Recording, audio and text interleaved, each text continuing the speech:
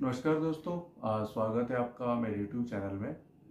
दोस्तों, आज हम अपने वीडियो में बात करने वाले हैं इसरो के अपकमिंग न्यू प्रोजेक्ट के बारे में। दोस्तों, मैं आपको बता देना चाहता हूं कि अभी जो है इसरो ने एक और सैटेलाइट जो है वो डेवलप कर लिया है और इसको जो है वो स्पेस में लॉन्च करने के लिए जो है वो प्लानिंग चल रही है। तो इसकी डेट भी जो है वो फाइनल हो चुकी है कि कब इसको जो है वो स्पेस में लॉन्च करना है। दोस्तों, डेट जानने से पहले हम इसके बारे में जान लेते हैं कि ये जो सैटेलाइट है ये पूरी तरह से जो है वो स्वदेशी सैटेलाइट है, जो कि इंडिया में ही डिज़ाइन एंड डेवलप हुआ है। और इसमें कोई भी एक्सटर्नल एजेंसी या कोई भी दूसरी जो कंट्री है वो इसके साथ एंगेज नहीं है। ये प्योरली जो है वो इंडिया के साइंटिस्ट के द्वारा ही जो है वो डिज़ाइन एंड डेवलप किया गया है। दोस्तों, इसको बनाने में जो है वो टोटल 368 करोड़ रुपीस का जो है वो खर्चा हुआ है, जो कि काफ़ी कम है। और इतने कम बजट में जो है इन्होंने एक और सैटेलाइट जो है वो डेवलप कर चुके हैं। दोस्तों, ये जो सैटेलाइट है बेसिकली इसकी जो लॉन्चिंग डेट है वो 2 सितंबर है, 2 सितंबर ऑफ 2023। 2 सितंबर को सुबह के 11:50 पे जो है इसको जो है वो स्पेस में लॉन्च किया जाएगा। दोस्तों, दूसरा पॉइंट जो इम्पोर्टेंट पॉइंट है आदित्य L1। तो L1 का क्या सिग्निफिकेंस है वो हम अभी समझते हैं। तो दोस्तों, ये जो है वो अर्थ और सन का जो ऑर्बिट सिस्टम है वो आपके सामने है। और यहाँ पे टोटल इसको जो डेजिग्नेट किया गया है वो 5 पॉइंट्स के थ्रू जो है इनको डेजिग्नेट किया गया है। तो दोस्तों, इसमें L1, L2, L3, L4, L5 जो है ये पॉइंट्स जो हैं वो सन और अर्थ के जो ऑर्बिट सिस्टम है उसमें ये आते हैं। और L का मतलब है लैग्रेंजियन पॉइंट्स बेसिकली, तो इसीलिए इसको जो है वो L1 के साथ जो है वो डेजिग्नेट किया गया है। तो L1 का जो सिग्निफिकेंस है, जो L1 पॉइंट है, वहाँ से हम सन को जो है वो कंटिन्यूसली वॉच कर सकते हैं। इस पॉइंट पे कोई भी जो है वो सूर्य ग्रहण या चंद्र ग्रहण यहाँ पे नहीं आता है।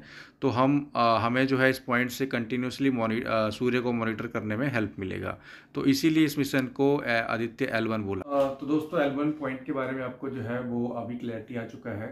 तो अभी हम समझते हैं कि इसको जो है किस तरह से जो है जो L1 पॉइंट है, इस सैटेलाइट को L1 पॉइंट पे किस तरह से जो है वो पहुंचाया जाएगा। तो इसको भी हम एक विजुअल के थ्रू समझते हैं। तो दोस्तों, आपके सामने जो है वो आदित्य L1 का जो पाथ है वो आपके सामने है।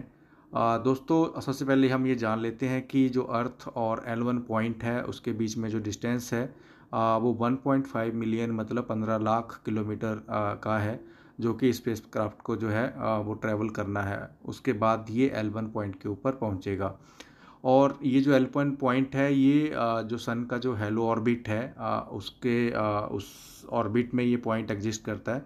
तो इस हेलो ऑर्बिट में जो है स्पेस क्राफ्ट को जो है वो लॉन्च किया जाएगा। तो सबसे पहले आप जो अर्थ है वहाँ पे देख रहे हैं कि इस तरह के डिफरेंट टाइप के एलिप्टिकल पाथ बने हुए हैं। तो सबसे पहले ये जो स्पेस शटल है इसको जो है वो लो ऑर्बिट में जो है वो प्लेस किया जाएगा। देन इसमें जो प्रोग्रामिंग है इसको मैक्सिमम एलिप्टिकल पाथ में जो है वो कन्वर्ट किया जाएगा, जिससे कि जो अर्थ का जो ग्रेविटेशनल फोर्स है, जो ग्रेविटेशनल इन्फ्लुएंस है वो कम हो जाए। और जैसे ही ये कम होगा उसके बाद इसमें जो है ऑनबोर्ड प्रोपल्शनल सिस्टम है, जो कि इसको अर्थ से जो है वो सन ऑर्बिट में जो है वो ले जाएगा थ्रू क्रूज फेस, जिसको हम बोलेंगे क्रूज फेस। तो जैसे ही क्रूज फेस जो है वो इसको तो दोस्तों, जैसे ही क्रूज फेस जो है वो एक्टिवेट हो जाएगा तो वो जो है वो स्पेस क्राफ्ट को जो है वो हेलो ऑर्बिट में ले जाएगा। और जैसे ये हेलो ऑर्बिट में पहुंचेगा तो वहाँ पे जो है ये वहाँ पे जो है वो रोटेशन अपना जो है वो शुरू कर देगा। और वहीं से जो है वो मॉनिटरिंग जो है वो जो सन की जो मॉनिटरिंग होनी है वो इसी हेलो ऑर्बिट से होनी है। तो दोस्तों, आपने समझ लिया कि किस तरह से जो है इसको इस जो सैटेलाइट है इसको हेलो ऑर्बिट में प्लेस किया जाएगा। और वहीं से जो है इसकी मॉनिटरिंग, सन की जो मॉनिटरिंग है और जो स्टडी है वो हेलो ऑर्बिट से ही की जाएगी। दोस्तों, अब नेक्स्ट पॉइंट हम समझते हैं कि इसका जो है वो प्राइम ऑब्जेक्टिव क्या है, किस तरह की स्टडी जो है वो ये सैटेलाइट जो है वो करने वाला है। तो चलिए दोस्तों, इसको भी एक जो है वो प्रेजेंटेशन के थ्रू हम समझते हैं। तो दोस्तों, ये जो अर्थ का जो एटमॉस्फेयर है उसमें जो है वो ट्रोपोस्फियर, स्ट्रेटोस्फियर, मेसोस्फियर, थर्मोस्फियर और एक्सोस्फियर, इन पांचों को मिलके जो है वो एटमॉस्फेयर बनता है। तो इसी तरह का जो कैटेगराइजेशन है वो सन में भी है, तो वो हम समझते हैं और उसी के थ्रू हम समझेंगे कि क्या स्टडी करने वाले हैं। तो दोस्तों जो हमारा सूर्य है उसमें भी इसी तरह की जो है वो जोन्स बनी हुई है। तो आपके सामने जो सबसे एक्सटर्नल जो जोन है वो कोरोना है। देन उसके बाद फोटोस्फीयर है, देन कन्वेंशन जोन है, देन रेडिएशन जोन है, देन क्रोमोस्फीयर है और सेंटर में कोर है। तो इस पर्टिकुलर सैटेलाइट जो है से जो है वो कोरोना जो बिल्कुल एक्सटर्नल लेयर है उसको जो है वो स्टडी करना है। देन फोटोस्फीयर को स्टडी करना है, देन क्रोमोस्फीयर को स्टडी करना है। तो इन 3 लेयर्स को जो है वो सैटेलाइट के थ्रू जो है वो स्टडी किया जाएगा।